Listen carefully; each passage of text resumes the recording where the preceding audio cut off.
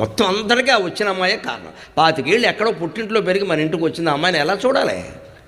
మనతో సమానంగా, మన కూతురుతో సమానంగా చూడొద్దు. వచ్చిన 3వ రోజున ఆక్షేపణలా. అక్కడి నుంచి ఇవాళ కోడళ్ళు తగులుకున్నారు. అత్తకాయల పెత్తనాలు ఎప్పుడు పోయాయి, కోడళ్ళ పెత్తనాలే మొదలు. అసలు ఇప్పుడు రాగానే ముందు కొడుకు చెప్పే మాట ఏంటంటే, మీ అమ్మాయి ఎప్పుడు పంపేస్తావు బయటికి చెప్పు, కూతురు ఉంది కదా వెళ్ళొచ్చు కదా, తమ్ముడు ఉన్నాడు కదా వెళ్ళొచ్చు కదా, ఇక్కడ ఉంటుందంటే అత్తమానం. ఇదే మాట ఇక్కడ. వీడు చేస్తాడు ఇక్కడ, అడు చెప్పలేక ఇటు చెప్పలేక. తల్లిని వదలలేడు, పెళ్ళాన్ని వదలలేడు. ఈ బుద్ధులు ఎందుకు వస్తున్నాయండి? స్వార్థమే కదా. నువ్వు రాగానే అత్తగారు వెళ్ళిపోవాలా? ఏం పాపం చేసింది? 25 ఏళ్ళు పెంచింది ఆవిడకి. నీ తల్లి అయితే వెళ్ళిపోమంటావా? నీ తల్లి అయితే వెళ్ళిపోమంటావా? ఓ పక్క మా వదినకి మా అమ్మ అంటే నచ్చదు, నీకు నీ అత్తగారు అంటే నచ్చింది, అది చెప్పు ముందు. మీ వదిన సంగతి వదిలే. ఆడపడుచు మీద నేరాలు, మరదల మీద నేరాలు, మన సంగతి ఏమిటో మనం చూసుకోం. ఇక్కడ సమస్య అంతా అక్కడే ఉంది.